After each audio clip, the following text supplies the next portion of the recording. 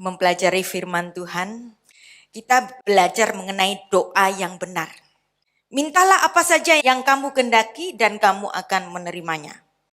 Siapa di antara kita yang suka menghafal ayat-ayat emas?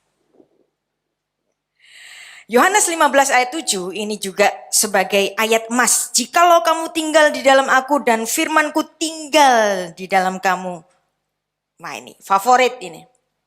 Mintalah apa saja yang kau kehendaki dan kamu akan menerimanya.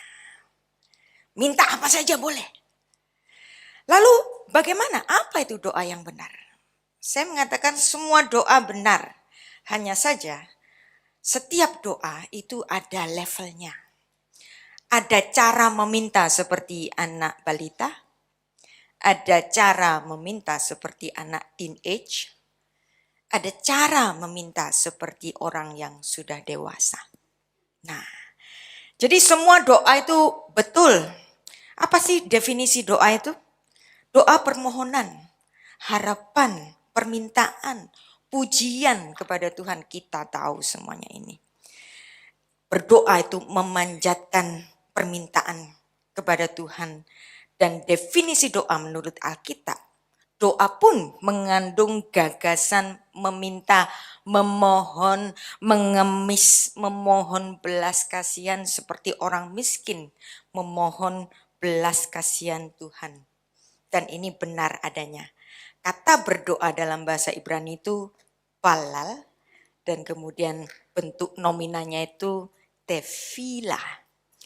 Nah, orang Yahudi Anda tahu suka pakai tali sembayang, namanya tefilin yang diikat di tangan kirinya. Kenapa diikat di tangan kiri? Karena tangan kiri mereka memegang gulungan kitab Taurat di dekat jantungnya di sini. Jadi Torah itu ada di jantungnya orang Yahudi dan kemudian ada ayat yang tertentu ditaruh di kepalanya itu tefilin shel rosh. Jadi tali sembayang yang di kepala, yang ada patamnya di sini, biasanya Ulangan 6 ayat 4.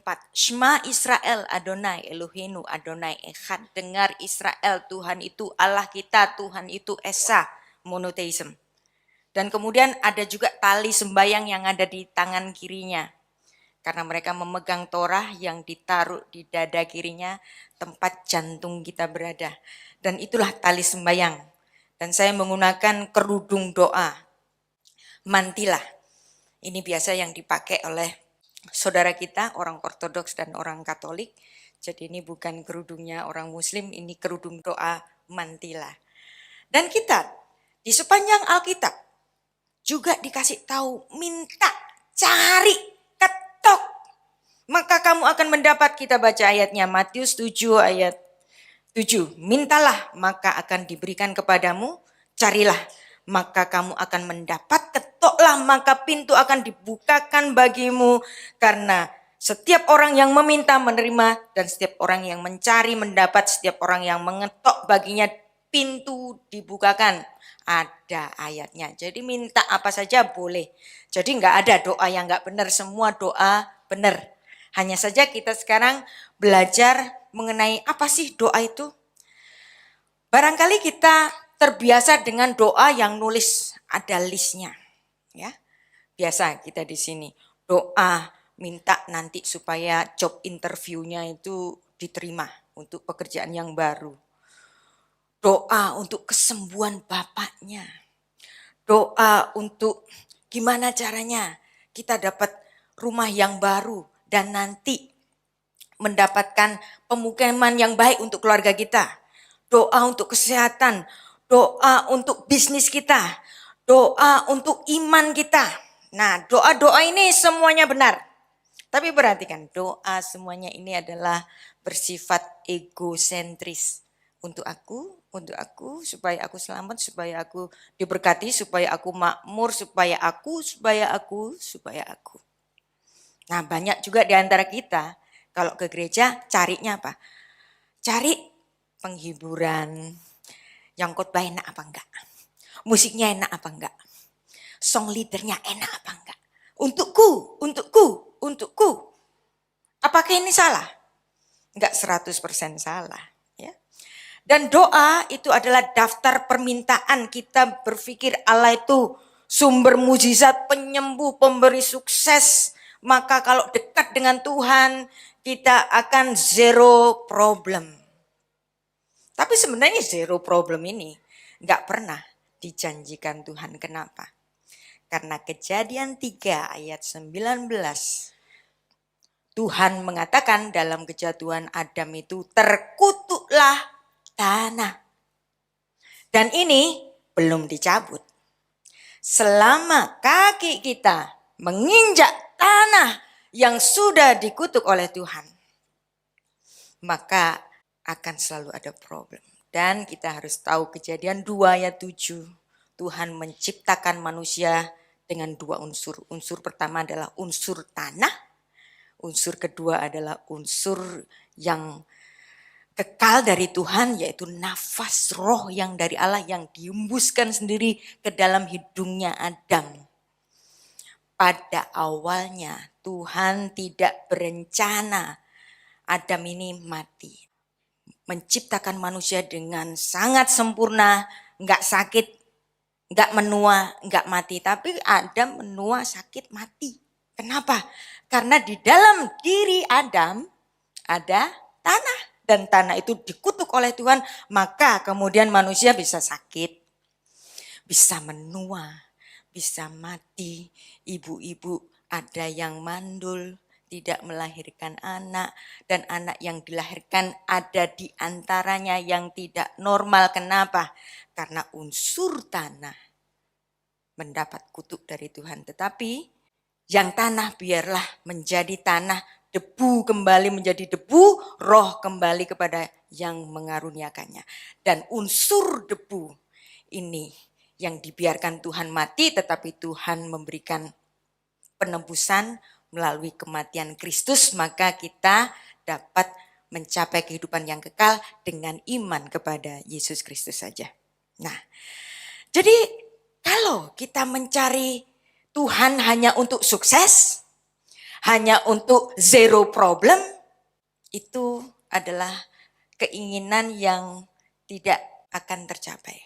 Siapapun di level apapun kita akan menemui problem-problem. Dan di sini pun Tuhan Yesus pernah menegur orang-orang Israel sendiri, Yohanes 6 ayat 26, ngapain kamu cari aku? Kamu mau cari mujizat karena perutmu kenyang, kamu dapat roti. Jadi untuk apa kita ke gereja? Untuk kenyang, untuk dapat roti. Ya. Nah, jadi apa definisi doa? Definisi doa menurut sang pemazmur, Mazmur 17 ayat 15, tetapi aku dalam kebenaran akan kupandang wajahmu, pada waktu bangun aku akan menjadi puas dengan rupamu. Jadi di sini definisi doa untuk level kerohanian yang tertinggi adalah mencari wajah Tuhan. Tuhan sebagai Bapa tentu tidak ingin anak-anaknya itu balita terus. Dan Pastor Roni di sini tentu tidak akan menggembalakan taman kanak-kanak terus kan. Kita harus semua menjadi orang-orang Kristen yang dewasa. Ada amin di sini. Bagaimana kalau kita berdoa tidak hanya untuk berharap untuk lulus ujian, untuk tokoku laris, untuk kesembuhan, supaya aku jangan hidup miskin. Di kitab Wahyu ada salah satu jemaat yang mendapatkan pujian dari Tuhan. Itu bukan jemaat yang kaya raya, bukan jemaat yang luar biasa terkenal, tetapi justru jemaat yang teraniaya. Dan ketika Tuhan melihat aniaya pada jemaat itu, bukannya ngasih mujizat terlepas dari aniaya, malah dikasih nubuat akan terjadi aniaya selanjutnya. Wow. Dan ini Tuhan berikan kepada jemaat yang dewasa. Kita baca ayatnya. Wahyu 2 ayat 9 sampai 11. Surat kepada jemaat Smyrna. Aku tahu kesusahanmu, kemiskinanmu. Tuhan itu tahu kesusahannya jemaat Smyrna, kemiskinannya jemaat Smyrna. Lalu Tuhan mengatakan, maka engkau akan diberkati berlimpah-limpah, asetmu akan bertambah, depositomu akan bertambah. Apakah demikian? Enggak. Tetapi yang dilihat Tuhan di sini adalah kekayaan secara rohani. Namun engkau kaya, dan fitnah mereka yang menyebut dirinya orang Yahudi, tetapi yang sebenarnya tidak demikian. Sebaliknya mereka adalah jemaat iblis. Ya. Jadi orang-orang Yahudi itu penyembah Allah Israel. Tapi mereka disebut penyembah iblis. Nah, ayat 10. Jangan takut terhadap apa yang harus kau derita. Sesungguhnya iblis akan melemparkan beberapa orang dari antaramu ke dalam penjara. Ya ampun. Udah tahu susah. Malah dikasih nubuat di antaramu akan masuk penjara. Supaya kamu dicobai dan kamu akan memperoleh kesusahan selama 10 hari. Bukannya dilepaskan dari pencobaan, tapi malah dikasih nubuat dapat kesengsaraan lebih lagi.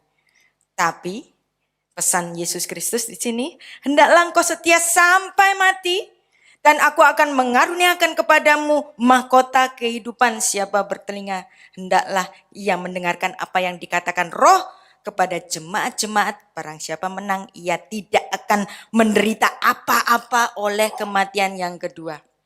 Jadi di sini terhadap jemaat yang sedang sengsara, yang teraniaya, bukan dikasih solusi bumi.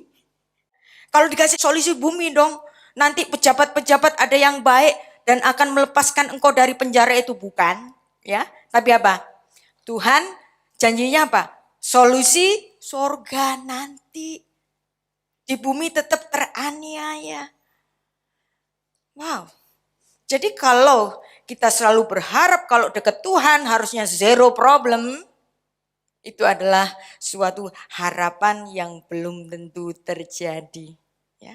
Tapi biarlah kita semua memiliki suatu level kerohanian seperti sang pemazmur. Ini adalah ayat yang sangat terkenal, tapi nilai kerohaniannya itu sangat dalam. Mazmur 23, siapa yang gak hafal ayat ini? Anak-anak sekolah minggu semua hafal kan? Mazmur Daud, Tuhan adalah gembalaku, takkan kekurangan aku. Ia membaringkan aku di padang yang berumput hijau. Ia membimbing aku ke air yang tenang. Ia menyegarkan jiwaku. Ia menuntun aku di jalan yang benar oleh karena namanya, dan seterusnya. Di sini menarik. Dan kiranya Mazmur pasal 23 ini menjadi pedoman bagi kita semua. Ayat ini dalam bahasa asli menarik. Ya, kita mendapati bahasa Indonesia, Mazmur Daud, Tuhan adalah gembalaku, takkan kekurangan aku. Haleluya. Terjemahan ini benar, tapi kurang dalam. Terjemahan King James lumayan. The Lord is my shepherd, I shall not want. The Lord is my shepherd, I shall not be in want. Ini agak mendekati kata-kata dalam bahasa aslinya. Adonai Roy, lo eksar. Tuhan adalah gembalaku. Kalau Tuhan adalah gembalaku, aku gak perlu ingin. Apa keinginan kita? Nambah aset? Nambah jumlah deposito, nambah jumlah rekening di bank, nambah ini, nambah permatanya, nambah emasnya, nambah bitcoinnya, nambah sahamnya. Tapi di sini, di titik tertinggi dari kerohanian Raja Daud, dia mengatakan, kalau Tuhan gembalaku, dia seolah-olah bertanya, ingin. Gak sempat ingin. Karena apa? Karena Tuhan gembalaku, dia tahu apa yang aku perlukan. Aku tak perlu ingin. Ada amin di sini. Jadi apakah doa kita masih berisi list permintaan? Kita selalu diajar doa pagi yang isinya terbanyak itu hanya puji-pujian, bukan? Dan itu kiranya menjadi contoh doa kita sehari-hari. bukan hanya meminta. Kalau Tuhan adalah Bapa kita, Dia tahu apa yang kita butuhkan. Pada Juni yang lalu kita belajar tentang kata korban.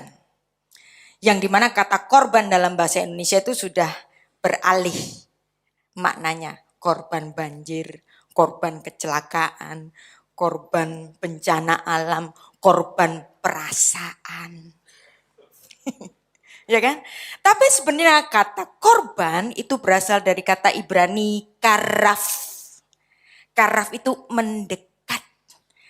Jadi korban itu harga mendekat. Roma 6 ayat 23.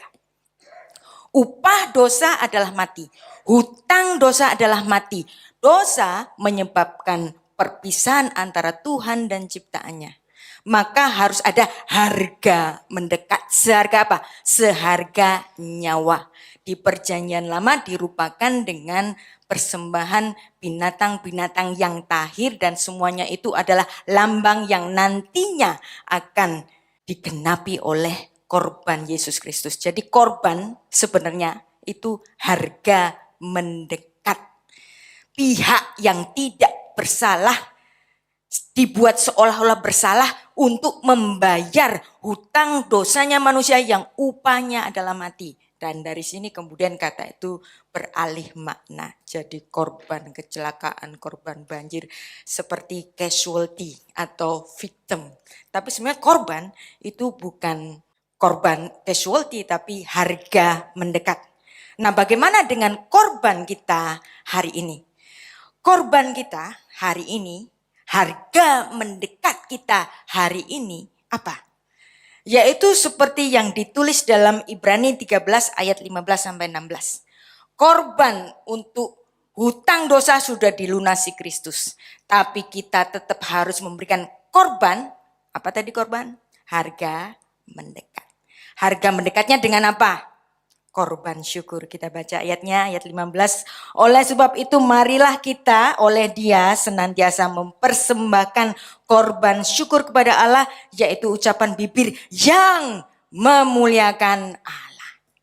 Nah, jadi doa utamanya harus merupakan korban syukur yang memuliakan namanya. Dan jangan lupa ini. Janganlah kamu lupa berbuat baik dan memberi bantuan. Sebab korban yang demikian Tuhan masih memandang ini. Ini harga mendekatmu. Yang demikian berkenan kepada Allah. Korban untuk dosa sehingga kita selamat sudah lunas. Tapi tetap ada korban harga mendekat kita kepada Tuhan. Korban syukur, perbuatan baik, memberikan bantuan kepada sesama. Ya, kalau orang Kristen pelit, saudaranya susah, kita cuek aja. Tuhan seolah-olah bilang begini, kamu malu-maluin aku. Dan sebagai orang yang sudah ditebus, kita semuanya yang bukan orang Israel ini, kita bukan orang Yahudi kan, bukan bangsa pilihan Tuhan, tetapi kita diperkenankan masuk ke dalam kahal Elohim, jemaatnya Elohim, kita seolah-olah bangsa yang ditempelkan pada satu pokok anggur. Nah, sekarang kita akan bicara mengenai tanah Israel, yaitu tanah perjanjian, tanah yang berlimpah susu dan madu. Maka banyak sekali pengajaran Kristus yang berkenaan dengan tanah yang berlimpah susu dan madu, dan tanah itu diberikan kepada bangsa Israel seperti yang dituliskan dalam Zakaria 2 ayat 12 sampai 13. Dan inilah tanah perjanjian bagi Israel. Tapi tanah utama yang diberikan kepada orang-orang Israel adalah yang di Kanaan, dan tanah ini berlimpah susu dan madu. Ulangan 8 ayat 7 sampai 10, sebab Tuhan Allahmu membawa engkau masuk ke dalam negeri yang baik, suatu negeri dengan sungai, mata air, danau, dan keluar dari lembah-lembah dan gunung-gunung, suatu negeri dengan gandum dan jelainya, dengan pohon anggur, pohon ara, dan pohon delimanya, suatu negeri dengan pohon zaitun dan madunya. Suatu negeri di mana engkau makan roti dengan tidak usah berhemat, di mana engkau tidak akan kekurangan apapun. Suatu negeri yang batunya mengandung besi dan gunungnya kau gali menjadi tembaga, ayat 10. Dan engkau akan makan dengan kenyang dan engkau akan memuji Tuhan Allahmu karena negeri yang baik yang diberikannya di situ. Jadi di sini ada 7 spesies yang sangat tumbuh subur di tanah suci. Ya, di antaranya adalah pohon anggur. Spesies-spesies yang khusus di Israel ini sering menjadi perlambangan dalam pengajaran-pengajaran Tuhan Yesus. Dan kita akan melihat bagaimana Tuhan Yesus menggambarkan dirinya sebagai gefen, pokok anggur. Nah, itu ada tulisan 133. Apa itu maksudnya? Nah, itu adalah jumlah dari aksara Ibrani gefen. Nah, karena aksara Ibrani itu mengandung angka, maka ada angka-angkanya. Jumlah pohon anggur, nilai gematriannya itu 133. Kita baca. Yohanes 15 ayat 1 sampai 8. Saya baca lengkap dulu supaya kita tahu konteksnya. Akulah pokok anggur yang benar dan Bapakku pengusahanya. Setiap ranting padaku yang tidak berbuah dipotongnya dan setiap ranting yang berbuah dibersihkannya supaya ia lebih banyak berbuah. Kamu memang sudah bersih karena firman yang telah kukatakan kepadamu. Perhatikan ayat 4. Tinggallah, saya kasih warna merah, di dalam aku dan aku di dalam kamu. Sebab seperti ranting tidak dapat berbuah dari dirinya sendiri kalau ia tidak pada pokok anggur, demikian juga kamu tidak berbuah jika kamu tidak tinggal di dalam aku. Ayat 5. Akulah pokok anggur dan kamulah rantingnya. Barang siapa tinggal, dwell bahasa Inggrisnya, di dalam aku dan aku di dalam dia, ia berbuah banyak sebab di luar aku kamu tidak berbuat apa-apa. Ayat 6. Barang siapa tidak tinggal, dwell, di dalam aku, ia dibuang keluar seperti ranting dan menjadi kering, kemudian dikumpulkan orang dan dicampakkan ke dalam api lalu dibakar. Ayat 7. Jika kamu tinggal, dwell bahasa Inggrisnya, di dalam aku dan firmanku dwell, tinggal, dan kamu minta apa saja yang kamu kehendaki dan kamu akan menerimanya. Dan dalam hal inilah Bapakku dipermuliakan, yaitu jika kamu berbuah banyak, dengan demikian kamu adalah muridku. Jadi apa yang dimaksud dengan kata tinggal yang diulang-ulang sebanyak 5 kali? Tuhan Yesus menggambarkan dirinya adalah pohon anggur. Dan kata anggur di sini, gefen, ya, walaupun Alkitab Perjanjian Baru ditulis dalam bahasa Yunani, tapi bayangkan murid-murid Kristus itu kan semuanya orang-orang Yahudi. Yesus kalau nggak ngomong bahasa Ibrani, ya bahasa Aram kan. Maka kita coba menggali apa yang dimaksud dengan kata pohon anggur, bahasa Ibraninya gefen. Karena sebenarnya bahasa Ibrani dalam Alkitab Ibrani itu mengandung letterisme Yahudi. Ya, ada filsafat letterisme, filsafat huruf. Yang pertama adalah gematria, kedua notarikon, ketiga temura. Apa itu gematria? Gematria adalah nilai angka dalam suatu kata. Notarikon adalah lambang-lambang dari huruf, itu memiliki lambang-lambang sendiri, makna-makna sendiri. Jadi satu huruf bisa satu kata. Kemudian ada temura. Jadi kalau kata dalam bahasa Ibrani itu dibolak-balik, bisa menimbulkan kata-kata yang berubah tapi berhubungan. Nah, dalam gematria ilmu angka Ibrani, ya, kata gefen itu ada gimel nilainya 3, v nilainya 80, nun nilainya 50, jumlahnya 33. Berhubungan dengan kata Ibrani lainnya, yaitu nefek, sprout. Kalau kamu tidak berbuah, kamu bukan pohon anggur. Maka kamu akan dibuang dan dibakar. Dan nilai kematiannya di sini sama 133. Nah, jadi inilah benefit kalau kita mempelajari sastra bahasa Ibrani. kita akan mendapatkan kata-kata yang berhubungan dalam ucapan Yesus yang walaupun dalam perjanjian baru itu ditulis dalam bahasa Yunani, tapi kita bayangin coba waktu itu Yesus akan menggunakan dua kata ini. Kalau geven itu enggak nefek, maka ranting itu akan dibuang. Nah, jadi bagaimanapun suatu terjemahan itu hanya suatu tafsir dan ada banyak sekali lost in translation. Yesus Kristus mengatakan, akulah pokok anggur yang benar. Bapakku adalah petaninya. Ya, aku pohonnya, Bapakku petaninya.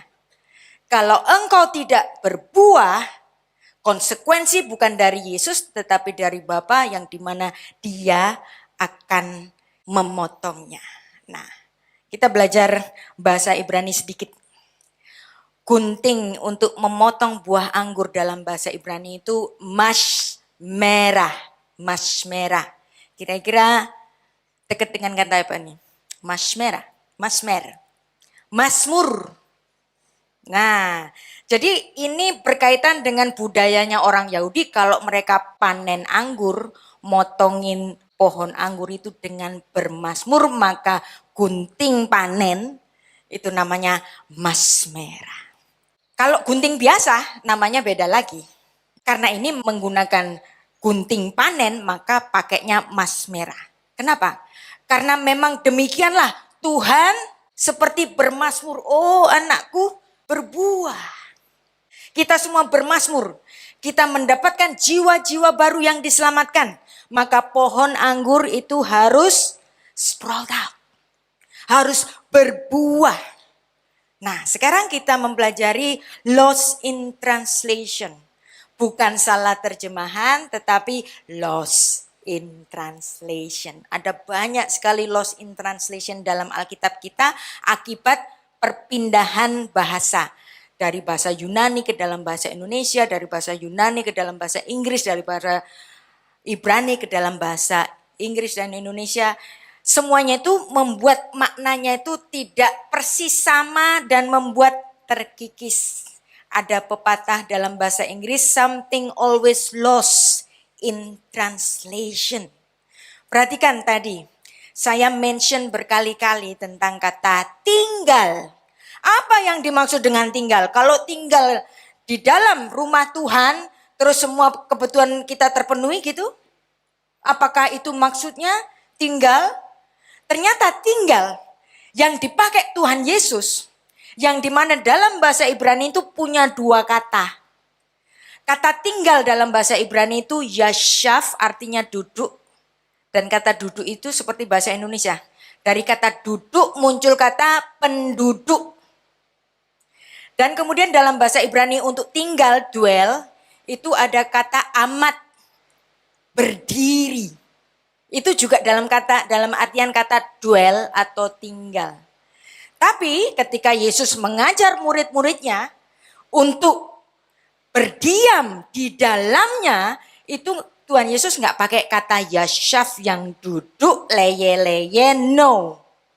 Pakainya apa? Pakainya kata berdiri. Dan bahasa Yunani-nya pun pakai kata berdiri, mone. Nah, maka saya akan membacanya secara berbeda, secara harfiah, bagaimana kata ini ditulis di dalam bahasa Yunani maupun Ibrani, dua-duanya memakai kata berdiri. Jadi artinya kalau tinggal di dalam Yesus bukan tinggal leye-leye, no. Tapi apa? Berdiri. Anda bisa bayangin, kalau kita punya rumah, tempat kita pulang. Pulang untuk apa? Istirahat, nonton TV, makan, duduk.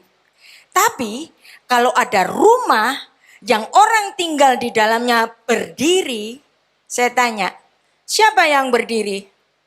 Saya tanya, satpam,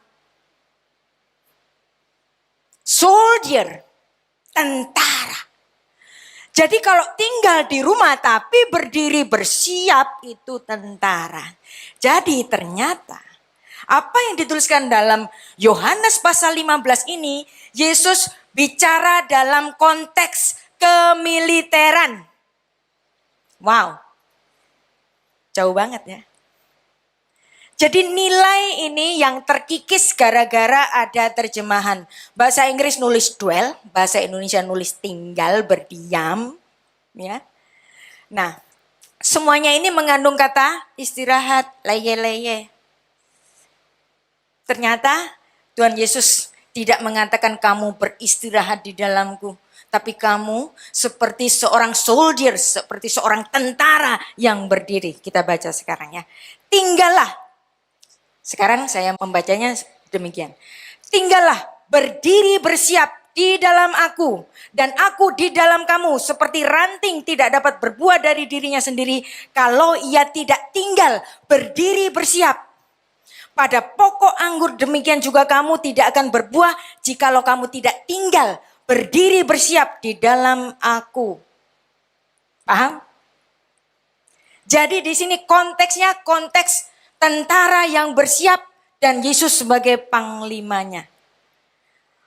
Jadi bahasa Yunaninya sama. Menggunakan kata moni, berdiri. Bahasa Yunani yang lain untuk kata tinggal dwell itu diamoni. Anda tahu kata dia itu artinya through, across, over, setelah berdiri. Jadi tempat tinggal itu untuk istirahat. Tapi di sini kata dalam bahasa asli Yunani tidak menggunakan diamoni tapi menggunakan kata moninya saja. Berdirinya saja. Dan ini equal dengan kata-kata Yesus yang orang Yahudi yang menggunakan bahasa Ibrani atau bahasa Aram. Equal dengan kata amat, berdiri, to stand. Berdiri bersiap seperti tentara. Jadi kalau dengan Tuhan Yesus bukannya leye-leye. Anda jangan berharap kalau nanti diberkati itu nanti akan plesiran doang. No. Justru apa? Bekerja. Tidak ada nganggur. Yohanes 15 ayat 4. Tinggallah berdiri bersiap seperti ini. Tentara Romawi model itu. Ya. Sama seperti ranting tidak dapat berbuah dari dirinya sendiri kalau dia tidak berdiri bersiap pada pokok anggur. Bahasa Ibraninya. Imdubi. Berdirilah di dalam aku. Berdiri bersiap. Ini kata-kata Ibraninya. Dan kata Yunaninya pun sama. Dan dalam perikop ini tidak menggunakan kata to abide, tinggal dalam istilah yang biasa. Diamoni, tapi diambil moninya saja. Diambil berdirinya saja sehingga kata moni equal dengan kata Ibraninya amat berdiri. Jadi kalau datang ke rumah Bapa nanti pun ya tadi dinyanyikan keinginanku ketika kita masuk ke rumah Bapa. Dan sebenarnya di rumah Bapa Yesus tidak mengatakan itu tempat pleasure, no. Kalau mungkin agama lain menggambarkan surga itu dipenuhi dengan bidadari-bidadari dan bisa minum minuman keras, bisa pesta-pesta. No. Ya, kita baca bagaimana Tuhan Yesus menggambarkan rumah Bapa. Yohanes 14 ayat 2. Di rumah Bapakku ada banyak tempat. Apakah ini ditulis dengan diamoni? No. Ditulis apa? Moni. Banyak tempat apa? Tempat berdiri. Jadi bukan leye-leye. Bukan senang-senang sama bidadari. Enggak. Di sini kita bekerja sama seperti Bapa. Aku pergi ke sana untuk menyediakan tempat bagi kalian. Aku tidak akan berkata begitu kepadamu sekiranya itu tidak demikian. Jadi di sorga ya, jangan kira di sana pun cuman leye-leye. No, di sana apa? Di sana bekerja. Yesus sebagai anak tunggal Bapa memberikan kesaksian tentang itu. Yohanes 5 ayat 17b. Bapakku bekerja sampai sekarang, maka aku pun bekerja juga. Kalau kita sebagai tentara Kristus, kita pun berdiri, kita pun bekerja. Jadi konsep kerja itu adalah konsep surgawi. Adam ketika diciptakan, Dia tidak diciptakan untuk leyeh-leyeh di Taman Eden. Tetapi dikatakan apa di sini? Dikatakan untuk mengusahakan bahasa Indonesianya. Kejadian 2 ayat 15. Tuhan Allah mengambil manusia itu dan menempatkannya di Taman Eden untuk tidur-tiduran. Untuk leyeh-leyeh. Untuk main-main dengan kucing, dengan anjing, dan lain-lain. Bukan. Tapi apa? Untuk mengusahakan. Bahasa Ibraninya avoda. Ring the bell. Avoda dekat dengan kata apa? Avoda. Dari kata avoda bahasa Ibrani muncul kata Arab ibadah. Jadi dalam bahasa Ibrani kata kerja avoda, kata worship juga avoda. Jadi di sini memberikan satu pengertian pekerjaanmu, ibadah. Anda jadi apa? Profesi sehari-hari untuk mata pencarian, jadi guru, itu ibadahmu. Anda sebagai pengusaha, itu ibadahmu. Anda sebagai siapapun, dalam pekerjaan Anda sebagai aparat negara, ibadahmu yang dimana di dalam pekerjaan Anda harus memberikan kesaksian tentang Kristus, maka inilah ibadahmu, avoda. Nah, jadi Adam pun konsepnya bukan konsep leyeh-leyeh, tapi apa? Beravoda, mengusahakan ibadah, kerja, usaha, work, memelihara taman itu. Cuman bedanya apa? Sebelum kejatuhan di Eden, Adam bekerja dengan sukarela, dengan tidak berpeluh. Kapan Adam bekerja dengan berpeluh? Nanti dituliskan dalam Kejadian 3 ayat 17 sampai 19, di mana gara-gara Adam berdosa maka dia bekerja dengan berpeluh sampai nanti kamu kembali menjadi debu karena engkau diambil dari debu. Nah, jadi konsep Alkitab adalah kerja, bukan leyeh-leyeh. Ya memang Alkitab juga menuliskan bahwa di sorga ada puji-pujian yang luar biasa. Yes, ya. Tetapi konsep kerja ini juga menjadi dominasi dari apa yang nanti kita lakukan di sorga. Jadi jangan mengharapkan apa yang gak bisa kita dapat. Oh, kita gak bisa plesiran. Cuman orang kaya saja yang bisa plesiran. Nanti kita di sorga kita dapat plesiran. Begitukah? Ternyata enggak. Yesus Kristus mengatakan rumah Bapa itu moni, tempat berdiri yang dimana nanti kita semua bekerja dengan cara berdiri.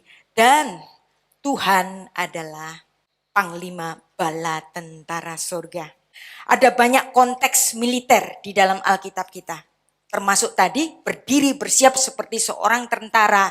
Melekat pada Yesus bukannya leyeh-leyeh untuk tidur, tetapi untuk berdiri. Wahyu 1 ayat 8. Aku adalah Alfa dan Omega, firman Tuhan yang ada, yang sudah ada, dan yang akan datang, yang maha kuasa. Ini kan terjemahnya. Tapi sebenarnya kata-kata ini adalah kata-kata dalam konteks militer. Bahasa Yunaninya hopantokrator, yang maha kuasa. Tetapi sebenarnya ini lebih cocok diterjemahkan sebagai Allah bala tentara surga. Elohe Sefaot. Sefaot itu artinya bala tentara surga dengan kekuatan militer yang sangat besar dan panglimanya adalah Bapa sendiri. Jadi selalu konteks militer yang dimana Tuhan adalah sang penguasa dari semua serdadu-serdadunya Allah. Yesaya 37 ayat 16 juga dituliskan sebagai Adonai Sefaot.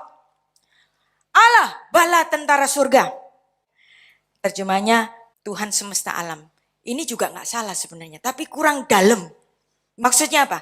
Allah yang menjadi bala tentara surga. Dan ada banyak sekali gelar-gelar kemiliteran Allah, misalnya Keluaran 15 ayat 3 dalam nyanyian Musa. Adonai Ish Milchama, Adonai Shmo. Tuhan itu pahlawan perang. Tuhan itu namanya. Jadi selalu konteks militer. Dan juga sang pemazmur menggambarkan Allah dalam konteks militer. Mazmur 24 ayat 8. Siapakah Raja kemuliaan? Tuhan jaya perkasa. Tuhan perkasa dalam peperangan. Adonai Gibor Milchamah. Dia yang menjadi pahlawan di dalam peperangan. Adonai Sefaot. Kurios Pantokrator. Allah bala tentara surga. Kalau kita adalah warga negara kerajaan surga, maka kita adalah bala tentaranya. Kembali kepada ayat utama kita, Yohanes 15 ayat 5, akulah pokok anggur, kamulah ranting-rantingnya, barang siapa tinggal, dwell, berdiri, bersiap seperti seorang tentara, maka engkau akan hidup. Ayat 5 sekarang kita baca. Akulah pokok anggur dan kamulah ranting-rantingnya. Barang siapa tinggal berdiri bersiap di dalam aku dan aku di dalam dia. Ia berbuah banyak sebab di luar aku kamu tidak dapat berbuat apa-apa. Perjamuan kudus dalam bahasa Ibrani ini menarik. Dalam bahasa Ibrani untuk perjamuan kudus itu berasal dari kata dafak. Dafak itu verbnya. Kata kerjanya dafak dan nominanya itu defekut. Kata dafak itu artinya mencium, nempel. Jadi momen kita ketika melakukan perjamuan kudus itu adalah seolah-olah seperti saat kita berciuman. Mempelai perempuan Allah dengan sang mempelai laki-laki. Defekut, kemelekatan, holy community. Nah, sekarang kita akan mempelajari pelajaran dari Rabi Shaul. Saya suka mengucapkan Rabi Shaul daripada Rasul Paulus supaya mengingatkan kita bahwa dia adalah seorang Yahudi yang paham akan Torah dan banyak sekali kata-kata dari Rasul Paulus itu yang seolah-olah nyeleneh dan kita anggap itu seolah baru, tetapi sebenarnya itu adalah penjelasan dari kitab Torah karena dia adalah seorang ahli Taurat. Efesus 4 ayat 15 sampai 16. Kita bertumbuh di dalam segala hal ke arah Dia, Kristus yang adalah kepala daripadanya seluruh tubuh rapi tersusun dan diikat menjadi satu oleh pelayanan semua bagiannya sesuai dengan kadar pekerjaan tiap-tiap anggota menerima pertumbuhannya dan pembangunan dirinya ke dalam kasih. Nah, kita semua diciptakan dengan kemampuan yang berbeda-beda. Ada satu orang yang talentanya rasanya itu banyak sekali. Dia ini bisa, ini bisa, ini bisa, ini bisa. Kepada orang-orang yang diberi talenta banyak, dia dituntut banyak. Kepada orang-orang yang diberi talenta lebih sedikit, dia dituntut lebih sedikit. Kepada orang-orang yang hanya memiliki satu talenta saja, ya dia bertanggung jawab even hanya satu talenta. Yohanes 15 ayat 6. Barang siapa tidak tinggal berdiri bersiap di dalam aku, ia dibuang keluar seperti ranting dan menjadi kering dan kemudian dikumpulkan orang lalu dicampakkan. Dan Rabi Shaul kemudian memberikan satu pengajarannya. Maka keselamatan kalau sudah diterima bukannya untuk leyeh-leyeh, bukannya untuk hanya menunggu berkat Tuhan saja turun dari langit, aset nambah, rekening nambah, baju bagus, pakaian luxury, mobil ganti, no. Ya. Tetapi kita semua dituntut untuk mengejarkan keselamatan dengan takut dan gentar. Jadi di sini ayat ini memberikan suatu konfirmasi bahwa keselamatan itu tidak hanya diterima, disimpan, udah, no. Tapi dikerjakan dengan takut dan gentar. Karena kalau tidak berkarya, tidak sprout out. Seperti sifat dari pohon anggur itu, dia nggak berguna, maka dia akan dibuang dan akan dibakar. Jadi Jangan hanya berpikir kalau sudah ke gereja lalu sudah tidak mengerjakan apa-apa. Kerjakanlah keselamatanmu. Stay ready in Jesus. Dan bahkan Rabi Shaul memberikan suatu penggambaran yang sangat indah dalam Efesus 6 ayat 18. Ayat 11. Kenakanlah seluruh perlengkapan senjata Allah supaya kamu dapat bertahan melawan tipu muslihat iblis, karena perjuangan kita bukanlah melawan darah dan daging tetapi melawan pemerintah-pemerintah, melawan penguasa-penguasa, melawan penghulu-penghulu dunia yang gelap ini, melawan roh-roh jahat di udara. Sebab itu ambillah seluruh perlengkapan senjata Allah. Perhatikan. Lagi-lagi apa? Konsep militer. Yang berdiri. Bukan duduk leha-leha. No. Supaya kamu dapat mengadakan perlawanan pada hari yang jahat itu dan tetap berdiri. Bukan leye-leye. Sesuatu yang kamu menyelesaikan segala sesuatu. Jadi kalau berdoa, jadi doanya itu bukan doa leye-leye nungguin berkat, tapi doa dalam keadaan bersiap-siap. Inilah yang dikabulkan Tuhan. Jadi bukan sekedar doa terus nanti kamu dikasih. Enggak, ada syaratnya. Syaratnya apa? Berdiri, bersiap seperti tentara. Ada amin di sini, siap? Amin. Nah, jadi kalau kita membaca ayat emas ini sekarang, ya, kita sekarang membacanya berbeda. Ya, kita baca bersama-sama. Jikalau kamu tinggal, berdiri, bersiap di dalam aku dan firmanku, tinggal, berdiri, bersiap di dalam kamu, mintalah apa saja yang kamu kehendaki dan kamu akan menerimanya. Dalam hal ini kita membacanya dengan benar karena ada lost in translation. Bukan salah terjemahan tapi lost in translation.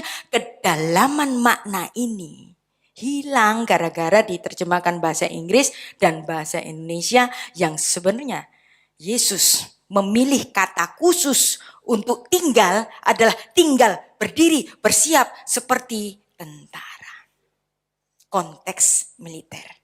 Dan bahkan Tuhan Yesus ketika di Taman Getsemani pun Yesus meminta muridnya untuk menyertainya berdiri bersiap. Tinggallah meno. Ya. Lalu katanya kepada mereka, hatiku sangat sedih seperti mau mati rasanya. Tinggallah meno. Berdiri. Bersiap. Dan berjaga-jagalah. Nah, kalau kita terjemahkan dengan berdiri bersiap untuk berjaga-jaga, nyambung kan? Jadi Yesus Kristus dalam bahasa Ibrani ngomong sama Petrus, sama murid yang dikasihnya Yohanes, tinggallah di dalam aku. Imdubi, bukan tinggal biasa, leye-leye, leha-leha, makanya ngantuk karena duduk. Kalau berdiri bersiap, 1 jam saja kamu gak bisa tahan. Ya, jadi inilah permintaan Yesus Kristus. Tinggallah meno di sini dan berjaga-jagalah. Berdiri bersiap. Inilah yang juga konteks yang diceritakan oleh Rabi Shaul. Keren ini. Dia mengerti pengajaran Yesus Kristus dalam konteks militer sehingga dalam Efesus 6 ayat 14 sampai 18. Rasul Paulus, Rabi Shaul menuliskan begini. Berdirilah tetap. Berikat pinggangkan kebenaran. Berbaju zirahkan keadilan. Kakimu berkasutkan kerelaan memberitakan Injil. Damai sejahtera. Dalam segala keadaan pergunakanlah perisai iman, sebab perisai itu kamu akan dapat memadamkan semua panah api dari si jahat. Dan terimalah ketopong keselamatan. Dan kemudian apa? Pedang roh, yaitu firman Allah. Perhatikan, senjata Allah yang ketujuh di sini Rabi Saul tidak memberikan perlambangan. Doa ditulis dengan doa saja. Padahal ini pun juga senjata rohani kita.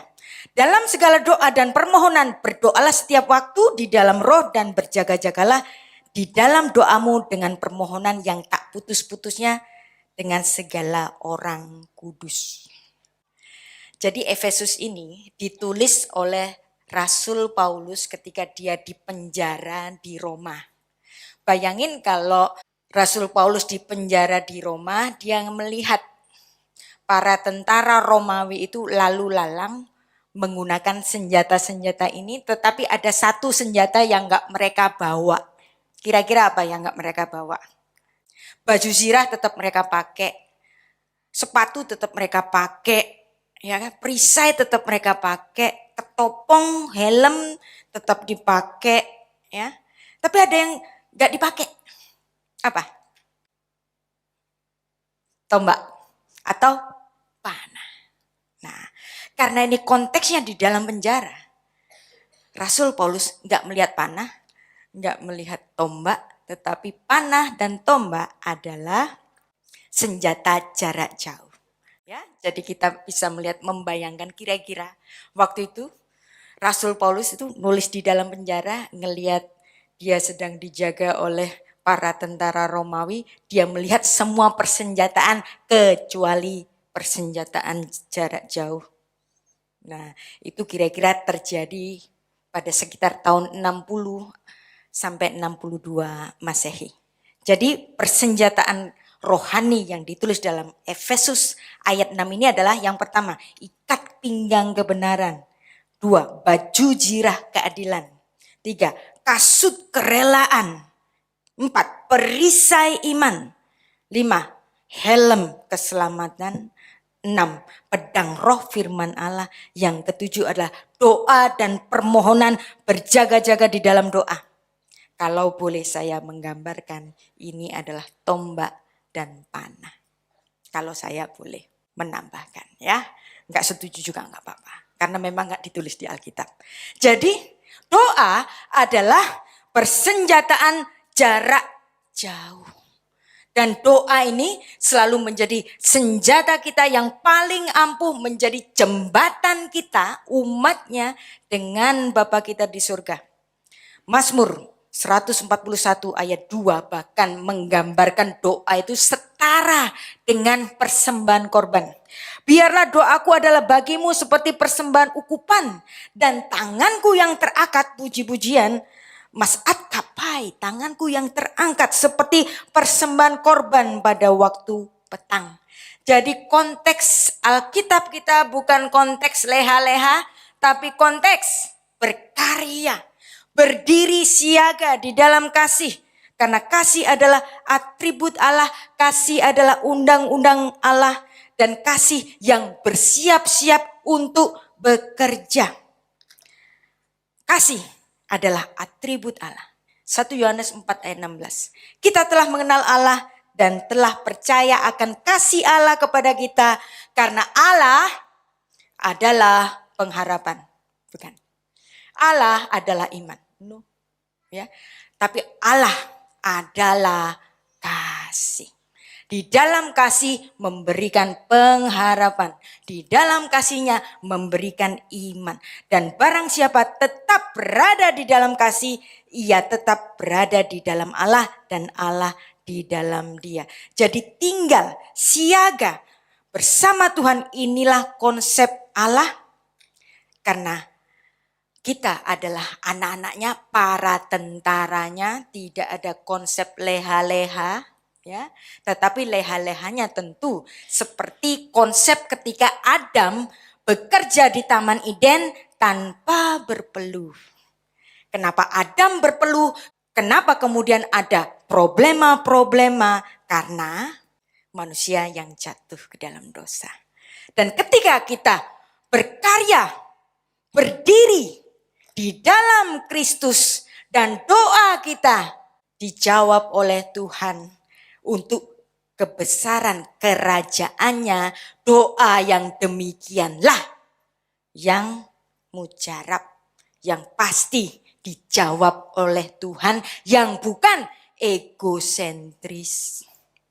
Selama ini kita doanya terlalu egosentris, supaya mertuaku baik, supaya aku dapat mantu, supaya hubunganku dengan suamiku kembali pulih. Semuanya permintaan untuk aku. Tetapi ketika kita tinggal bersiap di dalam Kristus, Anda nggak perlu meminta seperti kata Raja Daud tadi, kalau Tuhan adalah gembalaku, minta, pengen. Nggak sempat tuh. Mazmur pasal 23. Dan dalam hal ini, kita menjadi orang-orang yang menang. Perhatikan. Wahyu 3 ayat 12 menuliskan, barang siapa menang, ia akan kujadikan pilar. Ya, kata Soko guru ini kayak guru bukan ya, maksudnya itu pilar di dalam bait suci Allahku, dan ia tidak keluar lagi dari situ. Dan padanya akan kutuliskan nama Allahku, nama kota Allahku, yaitu Yerusalem baru yang turun dari surga dari Allahku, dan namaku yang baru. Jadi disinilah kita menjadi pilar-pilar kerajaan Kristus. Ada amin di sini? Berdiri, bersiap di dalam Kristus, bukan leha-leha. Bahkan di sorga nanti konsepnya apa? Berdiri. Tetapi bukan bekerja berpeluh seperti manusia telah jatuh ke dalam dosa, tetapi kita bekerja di dalam kesukaan di dalam Kristus. Ada amin di sini? Saya undang para singer sampai menutup mata, sampai nanti di surga.